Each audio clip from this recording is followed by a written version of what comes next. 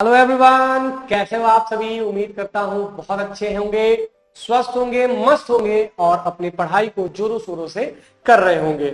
तो स्वागत है आप सभी का आपके अपने चैनल टॉपर चॉइस पे।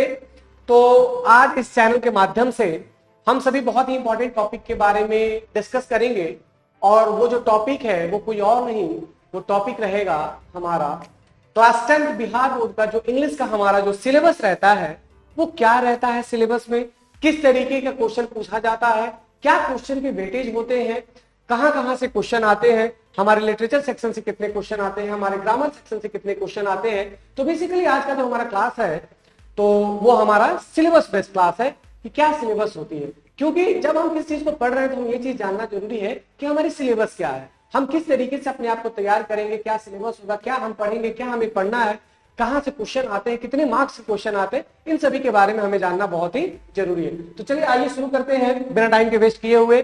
हमारा जो बिहार बोर्ड क्लास 10 का इंग्लिश का सिलेबस रहता है वो क्या रहता है मेरे बच्चों। तो ये बहुत ही इजी फॉर्मेट में, बहुत ही सिंपल तरीका से आपको पीपीटी के फॉर्मेट में आपको मैं यहां पर बना करके आपके स्क्रीन पे आपको ये चीजें दिख रही होगी जिससे आपको समझने में बहुत ही आसानी होगी। तो चलिए आपको मैं एक बार समझा देता हूं कि हमारी जो क्लास 10 की इंग्लिश की सिलेबस रहती है वो क्या रहती है। तो सबसे पहले आपको ये चीज बहुत ही अच्छे से पता है कि जो इंग्लिश सब्जेक्ट है, जो हमारा इंग्लिश है, जो इंग्लिश सब्जेक्ट है, इस इंग्लिश सब्जेक्ट को हम दो भागों में डिवाइड करते हैं। ठीक है, इस इंग्लिश सब्जेक्ट का दो पार्ट होता है। एक पार्ट होता है आपका लिटरेचर पार्ट या फिर लिटरेचर सेक्शन इसको कह लीजिए, और दूसरा वाला हमारा जो पार्ट रहता है वो हमारा होता है ग्रामर सेक्शन। तो इंग्लिश को हम दो पोर्शन में डिवाइड करते हैं, एक लिटरेचर पोर्शन और दूसरा ग्रामर पोर्शन। अब हम ये देखेंगे कि हमारे लिटरेचर सेक्शन में कौन कौन से चैप्टर्स हमें पढ़ने हैं और ग्रामर सेक्शन में कौन कौन से टॉपिक्स, कौन कौन से चैप्टर को हमें पढ़ने हैं और कहां से सबसे ज्यादा क्वेश्चन आते हैं। तो चलिए देखते हैं। तो ये रहा आपका पीपीटी जिसमें आपको ये बताया गया है कि क्या सिलेबस रहता है। तो 2024 आने वाले एग्जाम के लिए हमारे इंग्लिश सब्जेक्ट के लिए क्या हमारा सिलेबस रहने वाला है, इस चीज के बारे में हम डिस्कस करते हैं। सबसे पहले आप सभी को ये बात बहुत ही अच्छे से पता है कि जो हमारा इंग्लिश सब्जेक्ट होता है वो कितने मार्क्स से पूछा जाता है मेरे बच्चों, 100 मार्क्स से। कितने मार्क्स के होते हैं? 100 मार्क्स। अब आप ये पूछेंगे सर ये 100 मार्क्स में कहां कहां से क्वेश्चन आते हैं, ऑब्जेक्टिव कितना होता है, सब्जेक्टिव कितना होता है, तो इनके बारे में हम समझते हैं। तो सबसे पहले आपको ये चीज पता है कि जो बिहार बोर्ड में सबसे ज्यादा जो मेजर रोल प्ले करता है वो प्ले करता है ऑब्जेक्टिव। चाहे वो कोई भी सब्जेक्ट हो, साइंस पढ़ लो, आप मैथ पढ़ लो, एसएसटी पढ़ लो, हिंदी पढ़ लो, इंग्लिश पढ़ लो, उन सभी में सबसे ज्यादा जो वेटेज होता है वो होता है ऑब्जेक्टिव का। कितने ऑब्जेक्टिव पूछे जाते हैं? टोटल आपके 100 ऑब्जेक्टिव पूछे जाते हैं और उस 100 ऑब्जेक्टिव में आपको करने कितने होते हैं? 50 ऑब्जेक्टिव। यानी कहने का मतलब आपका ऑब्जेक्टिव कितने मार्क्स का हो गया? ऑब्जेक्टिव आपका हो गया 50 मार्क्स। कितने मार्क्स का हो गया? 50 मार्क्स। तो 50 मार्क्स का आपका हो गए ऑब्जेक्टिव। अब आप ये पूछेंगे सर ऑब्जेक्टिव 50 मार्क्स के हो गए, अब क्या क्या आते हैं ऑब्जेक्टिव में ये तो बताइए सर। तो ऑब्जेक्टिव में देखिए जैसे कि इंग्लिश का हमने सेक्शन को डिवाइड किया है, इंग्लिश के दो सेक्शन होते हैं, लिटरेचर सेक्शन और ग्रामर सेक्शन। तो ऑब्जेक्टिव की मैं बात कर रहा हूं जिसमें से आपके 100 क्वेश्चन पूछे जाते हैं, उसमें से कोई 50 आपको करने होते हैं। तो जिसमें से आपको जो 40 क्वेश्चन होते हैं वो आपके लिटरेचर बेस्ड क्वेश्चन होते हैं। लिटरेचर बेस्ड कहने का मतलब आपको कोई चैप्टर दे दिया जाएगा, उसके ऑथर पूछ लिया जाएगा या फिर इनसाइड द स्टोरी, स्टोरी के अंदर से पूछ लिया जाएगा ये जो बात कही गई है वो किसके द्वारा कही गई है। आपके 4 ऑप्शन रहेंगे, उसमें से कोई एक आपका करेक्ट रहेगा। तो लिटरेचर बेस्ड से कितने क्वेश्चन रहते हैं? 40 क्वेश्चन आपके पूछे जाते हैं। अब बात आती है ग्रामर सेक्शन। ग्रामर सेक्शन से कितने क्वेश्चन होते हैं आपके ऑब्जेक्टिव में? 60 क्वेश्चन। और जब हम दोनों को मर्ज कर देते हैं तो 60 + 40 टोटल आपके 100 क्वेश्चन रहते हैं और उस 100 में से आपको करने कितने हैं? 50। तो आपको ये देख करके एक रफ आइडिया मिल गया होगा कि ऑब्जेक्टिव में सर सबसे ज्यादा जो क्वेश्चन पूछे जाते हैं वो कहां से पूछे जाते हैं? ग्रामर सेक्शन से पूछे जाते हैं। तो चलिए आज हम बात करते हैं कि ग्रामर में कौन कौन से वैसे टॉपिक्स है सर जिसमें सबसे ज्यादा क्वेश्चन पूछे जाते हैं, कौन कौन से टॉपिक्स को हमें पढ़ना है। तो चलिए स्टार्ट करते हैं, देखते हैं ग्रामर के टॉपिक्स को। तो ये रहा हमारा ग्रामर का टॉपिक और ग्रामर आपका कितने मार्क्स का होता है? मतलब कहने का मतलब कितने क्वेश्चन रहते हैं ग्रामर के? 60 क्वेश्चन रहते हैं आपके उस 100 ऑब्जेक्टिव में से। क्या क्या टॉपिक्स रहते हैं उन टॉपिक्स के बारे में हम जान लेते हैं। तो सबसे पहला जो हमारा ग्रामर का टॉपिक रहने वाला है वो रहने वाला है आर्टिकल्स। कौन सा टॉपिक रहने वाला है? आर्टिकल। अगर मैं आपसे पूछूं कि बच्चों आर्टिकल्स कितने होते हैं, how many types of article there are 3 types of article. कौन कौन सा? ए, एन और द। चलिए अब देखते हैं दूसरे टॉपिक के बारे में। दूसरा टॉपिक कौन सा रहने वाला है? दूसरा टॉपिक रहने वाला हमारा वॉइस। क्या रहने वाला है? वॉइस। अब आपके लिए एक मैं क्वेश्चन छोड़ता हूं, कमेंट सेक्शन में आप सभी बच्चे बताइए मुझे कि वॉइस के कितने टाइप होते हैं, how many types of voices are there. चलिए इस चीज के बारे में हम देख लेते हैं। वॉइस के बेसिकली बाबू 2 टाइप होते हैं, एक एक्टिव और दूसरा आपका पैसिव। जब हम ग्रामर का क्लासेस लेकर के आएंगे तो आपको बारीकी से, बहुत ही सिंपल और बहुत ही इजी फॉर्मेट में आपको हर एक नोट्स प्रोवाइड किया जाएगा, आपको हर एक वैसा क्लास प्रोवाइड किया जाएगा जिससे आप आसानी से एकदम इजीली, आपको इतना ज्यादा क्वेश्चन मैं करा दूंगा इस सेशन में आपके इस ऑनलाइन प्लेटफॉर्म के हेल्प से कि आप कोई भी, आप किसी भी एग्जाम में बैठ जाइए, ग्रामर सेक्शन से आपको कभी भी दिक्कत होने वाला नहीं है। इन फ्यूचर की भी मैं बात कर रहा हूं, आप कहीं भी कोई एग्जाम की तैयारी के लिए भी अगर जा रहे हैं, एसएससी की तरफ जा रहे हैं, बैंकिंग की तरफ जा रहे हैं, तो आपको मैं दावे के साथ कहता हूं उस तरीके से मैं ग्रामर सेक्शन को कंप्लीट कराऊंगा कि आपको इन फ्यूचर भी कभी भी प्रॉब्लम नहीं। तो ये हो गया हमारा वॉइस। तीसरा हमारा जो सेक्शन रहने वाला है वो रहने वाला है हमारा पार्ट्स ऑफ स्पीच। क्या रहने वाला है? Parts of speech. तो चलिए एक क्वेश्चन मैं आप सभी के लिए एक बार और छोड़ता हूं, कमेंट सेक्शन में आप सभी जवाब दीजिए कि how many kinds of parts of speech are there. तो कितने होते हैं parts of speech? There are 8 kinds of parts of speech. चलिए उनका नाम देखते हैं। Noun, pronoun, adjective, verb, adverb, conjunction, preposition और लास्ट आपका इंटरजेक्शन। तो कितने तरह के आपके पार्ट्स ऑफ स्पीच होते हैं? Noun, pronoun, adjective, verb, adverb, conjunction, preposition, interjection. ठीक है, तो there are 8 types of parts of speech. Third topic हमारा रहने वाला है ग्रामर सेक्शन से, वो रहने वाला है हमारा पार्ट्स ऑफ स्पीच। अब फोर्थ टॉपिक क्या रहने वाला? चौथा टॉपिक की तरफ जब हम मूव ऑन करेंगे तो चौथा टॉपिक हम किसके बारे में पढ़ेंगे मोडाल्स के बारे में। किसके बारे में? मोडाल्स के बारे में। और बहुत तरह के मोडाल्स होते हैं, can, could, may, might, shall, should, will, और इन सभी के बारे में हम बहुत ही डिटेल में, बहुत ही एकदम इजीली फॉर्मेट में पढ़ेंगे और ज्यादा से ज्यादा हम क्वेश्चन करेंगे ताकि हमें अगर ऑब्जेक्टिव पॉइंट ऑफ व्यू से कैसा भी क्वेश्चन मिल जाए एग्जाम में तो हम उसको तोड़ करके और फोड़ करके रख देंगे। चलिए नेक्स्ट हमारा टॉपिक कौन सा रहने वाला है मेरे दोस्त? नेक्स्ट हमारा टॉपिक रहने वाला है टेंस। कौन सा रहने वाला है? टेंस। तो चलिए आपके लिए मैं क्वेश्चन छोड़ता हूं। अब मुझे एक बात बताइए, चलिए आपके सामने मैं 2 ऑप्शन देता हूं, how many kinds of tenses are there? 3, 2।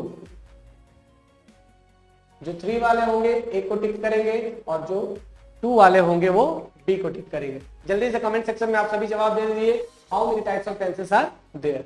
तो जैसा आप सभी का जवाब मिल गया, कितने तरह के टेंस होते हैं? 3 तरह के।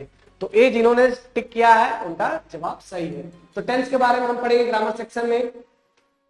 उसके बाद हमारा जो टॉपिक है वो है एंटोनिम्स। एंटोनिम्स किसको कहते हैं? एंटोनिम्स को हम कहते हैं अपोजिट वर्ड। किसको कहते हैं? एंटोनिम का मतलब होता है अपोजिट वर्ड, जैसे कि अप का डाउन, अबव का बिलो, ये सारे आपके अपोजिट है, मतलब कि उल्टा। ठीक है, उसके जस्ट उल्टा। ठीक है, आना का जाना, जैसे हम हिंदी में पढ़ते हैं उसी तरीके से हमारे इंग्लिश में जो अपोजिट वर्ड होते हैं उसको हम एंटोनिम कहते हैं। क्या कहते हैं? एंटोनिम कहते हैं। ठीक है, अब बात आती है नेक्स्ट टॉपिक रहने वाला है जिससे क्वेश्चन पूछे जाते हैं, वो रहता है सिनोनिम। सिनोनिम कहने का मतलब हूबहू उसी की तरह।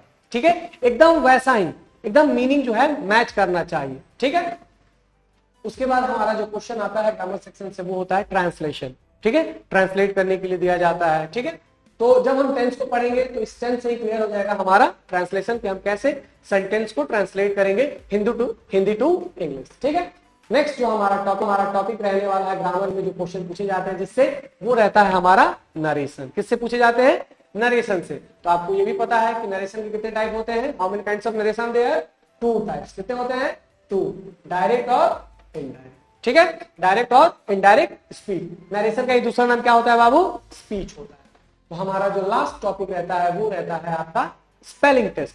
आपको 4 ऑप्शन दिए रहते हैं, 4 स्पेलिंग दिए रहते हैं, उनमें से जो आपका सही स्पेलिंग रहता है उसको आपको टिक करना होता है। जैसे कि एक उदाहरण के तौर पर अगर हम देखेंगे जैसे कि अगर मैं आपको एक एग्जांपल देता हूं कि अगर मान लीजिए कि मैं एक नॉर्मल सा कि मैं एक स्पेलिंग देता हूं, तो आपके पास 4 ऑप्शन है, ए बी सी डी। तो आपको बताना है इसमें से सही स्पेलिंग कौन सा है। सही स्पेलिंग कौन सा है आप देखोगे, फुल, CUOLD, कोई मीनिंग बन रहा है इसका? नहीं बन रहा है। COAUGST, कोई मीनिंग बन रहा है? नहीं बन रहा है। CUAGST, कोई मीनिंग बन रहा है? नहीं बन रहा है। हमारा जो करेक्ट स्पेलिंग वो कौन सा है? फुल। ठीक है, अगर सिंपल तरीका से ये चीजें आपको समझ में आ जाएगी तो बहुत इजी है। जिस तरीके से आपको 4 ऑप्शन रहेंगे, 4 ऑप्शन में से कोई एक सही होगा, या फिर ऐसा भी हो सकता है कि 3 कोई सही होगा, एक गलत होगा, तो हो सकता है कि जो रॉन्ग वर्ड होगा उसको आपको सेलेक्ट करना होगा, टिक करना होगा। तो इस तरीके से स्पेलिंग टेस्ट में आपको दिए जाते हैं ऑब्जेक्टिव फॉर्मेट में क्वेश्चन। तो आप बात समझ में, आपको बातें समझ में आ गई कि ग्रामर सेक्शन से क्या रहने वाला है। तो ग्रामर का हमारा जो हमारा पैटर्न रहने वाला है, जिससे क्वेश्चन पूछे जाते हैं ऑब्जेक्टिव फॉर्मेट में, यही आपके 10 जो फॉर्मेट होते हैं, 10 टॉपिक्स रहते हैं, और इनके बारे में हम बहुत ही डिटेल वे में जब हम स्टार्ट करेंगे क्लासेस उसके बारे में हम पढ़ेंगे। ठीक है, तो चलिए अब बात आती है सबसे इंपॉर्टेंट, और वो क्या रहने वाला है हमारा लिटरेचर सेक्शन। लिटरेचर सेक्शन में कौन कौन से चैप्टर्स हमें पढ़ना है, ठीक है, कौन सा बुक चलता है, किस बुक में कितने चैप्टर दिए गए हैं। तो चलिए हमारा लिटरेचर सेक्शन से, यहाँ पे थोड़ा सा मिस्टेक हो गया है, लिटरेचर सेक्शन से आपको ऑब्जेक्टिव में कितने क्वेश्चन आते हैं? 40 क्वेश्चन आते हैं। कितने? 40 कर लेंगे इसको। ठीक है, ग्रामर से 60 और आपके लिटरेचर सेक्शन से 40 क्वेश्चन। तो सबसे पहले हमारा जो बुक चलता है, वो पहले बुक का नाम है पैनोरमा। ठीक है, क्या नाम है? पैनोरमा। क्या नाम है? पैनोरमा कह सकते हैं, पैनोरमा कह सकते हैं। ठीक है, तो पहले बुक का नाम है पैनोरमा। ठीक है, तो इसमें सबसे पहले हम देखते हैं प्रोज वाले सेक्शन को। अब आप ये पूछेंगे कि सर ये प्रोज किसे कहते हैं, व्हाट इज प्रोज? तो बेसिकली प्रोज हम उसको कहते हैं जो आपका पोएट्री नहीं होता। ठीक है, जो आपका पोएट्री नहीं होता उसी को हम प्रोज कहते हैं। तो प्रोज हम किसको कहेंगे? किसी एसे को हम प्रोज कह सकते हैं, किसी स्टोरीज को हम प्रोज कह सकते हैं, किसी प्ले को हम प्रोज कह सकते हैं, किसी ड्रामा को हम प्रोज कह सकते हैं, लेकिन किसी भी कविता को हम कभी भी प्रोज नहीं कह सकते हैं। बात समझ में आई? प्रोज हम किसको कह सकते हैं? कहानी, प्ले, ड्रामा, एसे, इन सभी को हम प्रोज में कंसीडर कर सकते हैं, लेकिन हम कभी भी we never consider a poetry in a prose section. हम कभी भी एक पोएट्री को प्रोज नहीं कहते। ठीक है, तो क्या हमारे प्रोज रहते हैं? कितने प्रोज हैं? टोटल आपके 8 प्रोज दिए गए हैं हमारे पैनोरमा में। कौन कौन से देखेंगे और उनके ऑथर का नाम। सबसे इंपॉर्टेंट हमारे एग्जामिनेशन पॉइंट ऑफ व्यू के लिए ऑथर का नाम एकदम आपकी जुबान पे होना चाहिए, और मैं आपको रटवा दूंगा, ये दावे के साथ आप लेकर के चलिए, मैं आपको रटवा दूंगा। चलिए, पहला है हमारा chapter the pace for living, जिसके ऑथर है आरसी हचिंसन। ठीक है, दूसरा chapter me and the bit, जिसके ऑथर है जॉन लेक्शू। क्या नाम है? John Lekshu. तीसरा चैप्टर हमारा गिल्लू, गिल्लू के बारे में कहानी है, जिसके ऑथर कौन है? महादेवी वर्मा। ठीक है, चौथा हमारा जो चैप्टर है, जो प्रोज है, what is wrong with Indian film, Indian film के साथ क्या रॉन्ग चल रहा है। इसके जो ऑथर है वो है हमारे सत्यजीत रे। क्या नाम है उनका? सत्यजीत रे। पांचवा जो हमारा चैप्टर रहने वाला है वो है एक्सेप्टेंस स्पीच, जिसके ऑथर है उंग सैन सू केई। क्या नाम है उस ऑथर का? उंग सैन सू केई। ठीक है, थोड़ा सा इनका अलग नाम है। ठीक है, नेक्स्ट चैप्टर की तरफ चलते हैं। नेक्स्ट चैप्टर हमारा रहने वाला है वंस अपॉन अ टाइम, जिसके ऑथर है टोनी मॉरिसन। क्या नाम है उनका? Tony Morrison. सातवां जो हमारा चैप्टर रहने वाला है वो रहने वाला है the unity of Indian culture, जिसके ऑथर है हुमायूं कबीर। ऑथर का नाम क्या है? हुमायूं कबीर। जो हमारा आठवां चैप्टर रहने वाला है वो रहने वाला है little girl visor then man, जिसके ऑथर है लियो टॉल्स्टॉय। तो आपको ये बातें समझ में आई कि टोटल आपके पैनोरमा में प्रोज सेक्शन में टोटल 8 चैप्टर हैं। ठीक है, बारी बारी से किस तरीके से हम पढ़ेंगे ये भी मैं आपको बता देता हूं कि जो हमारा पढ़ाने का तरीका होता है वो बाकी टीचर से आपको अलग देखने को मिलेगा। क्योंकि जब हम समरी करेंगे एक समरी के फॉर्मेट में, और इतना इजी फॉर्मेट में कि आपको एकदम वो जुबान पे आ जाएगी कि सर वो कहना क्या चाहता है ऑथर के बारे में, अबाउट ऑथर, ऑथर का पूरा डिटेल, डेट ऑफ बर्थ, कब जन्म लिया, कहां पे जन्म लिया, उनके बारे में कुछ चीजें अगर जानने वाली होगी, उन सारी बातों के बारे में हम डिस्कस करेंगे। और वो जो स्टोरी होगी, जो प्ले होगा, जो ड्रामा होगा, जिसके बारे में हमें पढ़ना है इस चैप्टर में, उसको इतना ज्यादा डिटेल वे में और इजी वे में हम पढ़ेंगे कि आप सभी की जुबान पे उन सभी कहानियों को एकदम आप समेट के रख लेंगे और इजीली आपसे अगर कोई पूछेगा इस कहानी को आप ऑथराइज करो, इस कहानी को आप समराइज करो, तो आप इजीली, मैं दावे के साथ कह सकता हूं, सारे के सारे बच्चे, जितने भी बच्चे मुझे देख रहे हैं, उन सभी की जुबान पे सारे स्टोरी का समरी एकदम रहेगा। चलिए नेक्स्ट चलते हैं कि ये तो बात हो गई प्रोज की। अब बात आती है पोएट्री सेक्शन की। उसी बुक का, पैनोरमा बुक का हमारा जो पोएट्री का सेक्शन रहने वाला है, उसमें कौन कौन से हमें पोएट्री के बारे में पढ़ना। अब पोएट्री किसे कहते हैं? पोएट्री को हम कहते हैं आपका कविता। जो हमारा कविता होता है उसी को हम पोएट्री कहते हैं। ठीक है, तो चलिए बच्चों देखते हैं कि पोएट्री सेक्शन में कौन कौन से चैप्टर हमें पढ़ने हैं। तो पहला चैप्टर है आपका गॉड मेड द कंट्री। भगवान ने जो हमारा देश बनाया, गॉड मेड द कंट्री, जिसके ऑथर का नाम है विलियम कॉपर। क्या नाम है? William copper. सेकंड जो हमारा पोएट्री रहने वाला है ऑड ऑन सॉलिट्यूड, जिसके ऑथर है अलेक्जेंडर पॉप। ऑथर का क्या नाम है? Alexander Pope. जो हमारा थर्ड पोएट्री, थर्ड कविता रहने वाला है वो रहने वाला है पॉलीथीन बैग। ठीक है, पॉलीथीन कह लीजिए या पॉलीथीन हम लोग जो कहते हैं उसी के बारे में है, पॉलीथीन बैग के बारे में। ठीक है, जिसका ऑथर है दुर्गा प्रसाद पांडा। ऑथर क्या नाम है? दुर्गा प्रसाद पांडा। जो हमारी जो कविता है जिसका टाइटल है पॉलीथीन बैग। ठीक है, जो हमारा फोर्थ चैप्टर है वो है थिनर देन अ क्रिसेंट। क्या नाम है? थिनर देन अ क्रिसेंट, जिसका ऑथर है विद्यापति। ऑथर का नाम विद्यापति। जो पांचवा हमारा जो कविता रहने वाला है उसका क्या नाम है? द एम्प्टी हार्ट, मतलब खाली दिल, जिसके ऑथर है पेरिशेमी थूरान। क्या नाम है? पेरिशेमी थूरान। ठीक है, जो हमारा छठवां कविता है, सिक्स जो पोएट्री रहने वाला है वो है कोयल। कोयल के बारे में, जो बर्ड, जी हाँ, उसी कोयल के बारे में हमें कविता पढ़ना है, जिसका ऑथर कौन है? पूरन सिंह। ठीक, सातवां जो हमारी पोएट्री रहने वाली है उस पोएट्री का क्या नाम है? The sleeping Potter. The sleeping Potter, जिसका ऑथर है लक्ष्मी प्रसाद। ऑथर का क्या नाम है? लक्ष्मी प्रसाद। ऑथर के नाम को एकदम आप रट लीजिए, एकदम याद कर लीजिए, आपकी जुबान पे होना चाहिए। आठवां जो हमारा लास्ट पोएट्री है वो है मार्था, जिसके ऑथर है वाल्टर डे ला मेयर। क्या नाम है ऑथर का? Walter de la Mare. तो ये बातें हो गई सिलेबस की, जो हमारे बुक से grammar section, literature section, objective point of view से जो पूछे जाते हैं। अब बात आती है कि सर ऑब्जेक्टिव तो समझ में आ गया, अब हमें ये चीज आप बताइए कि हमारा जो सब्जेक्टिव रहने वाला है उसका क्या फॉर्मेट रहता है, उससे क्या क्वेश्चन पूछे जाते हैं और कहां से क्वेश्चन पूछे जाते हैं। जैसा कि आपको पता चल गया कि ऑब्जेक्टिव में आपको 100 क्वेश्चन रहते हैं और उस 100 में से कोई भी आपको 50 करने होते हैं, यानी कि 50 मार्क्स आपका यहां से सिक्योर हो गया। अब बात आती है सब्जेक्टिव की। सब्जेक्टिव में आपके 50 मार्क्स के क्वेश्चन आते हैं। अब क्या रहते हैं सब्जेक्टिव में, कहां से क्वेश्चन आते हैं? तो सबसे पहले जो हमारा टॉपिक है सब्जेक्टिव में जहां से क्वेश्चन आते हैं वो है हमारा पैसेज। क्या है हमारा? पैसेज। पैसेज आप लोग सॉल्व करते होंगे, जैसे कि कोई भी एक स्टोरी में से छोटा सा एक्सट्रैक्ट को निकाल करके, ठीक है, वो आपका पैसेज का फॉर्मेट दे दिया जाता है, जो आपके क्वेश्चन होते हैं। ठीक है, उस क्वेश्चन दिए रहते हैं, उस क्वेश्चन को पढ़ करके आपको उसी पैसेज में से जो दिया गया रहता है उसी में से आपको आंसर निकालना होता है। ठीक है, तो पैसेज बेसिकली दो तरह के होते हैं, एक होता है अनसीन पैसेज और दूसरा होता है सीन पैसेज। तो जब हम फर्दर स्टडी करेंगे, डिस्कस करेंगे इस टॉपिक के बारे में, तो आपको डिटेल में बताएंगे। आज आप ये बस समझ लीजिए कि हमारा सिलेबस क्या रहने वाला है। ठीक है, तो टोटल ये जो पैसेज होता है वो आपके होते हैं 20 मार्क्स के। कितने मार्क्स होते हैं? 20 मार्क्स के। ठीक है, अब 20 मार्क्स में से आपको जो अनसीन पैसेज होते हैं वो 2 होते हैं और ये होते हैं आपके 7 मार्क्स ईच, मतलब कि 7-7, यानी कि 14 मार्क्स के अनसीन पैसेज हो गए और जो सीन पैसेज होते हैं वो होते हैं आपके 6 मार्क्स के और ये 1 रहता है। बात समझ में आ गई? तो सब्जेक्टिव 50 मार्क्स का होता है, जिसमें पहला टॉपिक जो होता है वो हमारा पैसेज होता है, जो कि 20 मार्क्स का होता है। पैसेज 2 तरीके का होता है, एक अनसीन पैसेज और सीन पैसेज। तो आपके एग्जाम में सब्जेक्टिव पॉइंट ऑफ व्यू से 2 अनसीन पैसेज दिए जाते हैं, ठीक है, जो कि 7 मार्क्स का एक रहता है और 2 दिए जाते हैं, यानी कि 14 मार्क्स हो गए और एक आपका पैसेज दिया जाता है सीन पैसेज। अब आगे चलते हैं, आगे समझते हैं। पैसेज के बाद दूसरा हमारा जो टॉपिक रहता है वो हमारा रहता है पैराग्राफ। ठीक है, क्या रहता है? पैराग्राफ।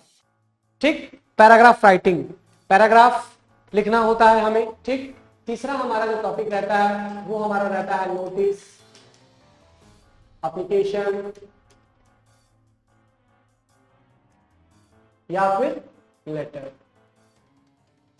ठीक है, नोटिस, एप्लीकेशन, लेटर, ठीक है, ये आपका रहता है 5 into 3, ठीक है। एक आपका 5 नंबर का रहता है, इसमें से 3 आपके दिए रहते हैं, ठीक है, तो 15 मार्क्स के आपके ये हो गए। और लास्ट जो हमारा टॉपिक रहता है वो हमारे रहता है क्वेश्चन है आंसर, जो आपके रहते हैं 10 मार्क्स के। टोटल आपके 5 क्वेश्चन से रहते हैं, each carry 2 marks. Total 5 question answer रहते हैं जो कि 2 मार्क्स के होते हैं, तो ये आपके रहते हैं 10 मार्क्स के। उधर आपके 20 हो गए थे, इधर आपके पैसेज 20 मार्क्स, 30, 45, और ये जो पैराग्राफ होता है वो आपका होता है 5। तो देखिए ये आपके हो गए सब्जेक्टिव 20 + 5 25 + 15, कितने हो गए 25 + 15 40, 40 + 10, ये हो गए 50। तो टोटल आपका यही सिलेबस रहता है। हमने समझ लिया कि ऑब्जेक्टिव में कितने क्वेश्चन रहते हैं, कहां से क्वेश्चन पूछे जाते हैं, क्या टॉपिक्स रहते हैं, ग्रामर के क्या टॉपिक्स रहते हैं, लिटरेचर सेक्शन के, और सब्जेक्टिव में कहां से क्वेश्चन आते हैं, क्या फॉर्मेट रहता है क्वेश्चन पूछने का। तो होप आप सभी को ये जो सेशन है बहुत अच्छा लगा होगा। तो जो हमारी अब क्लासेस रहेंगी वो डेली बेसिस पे रहेंगी।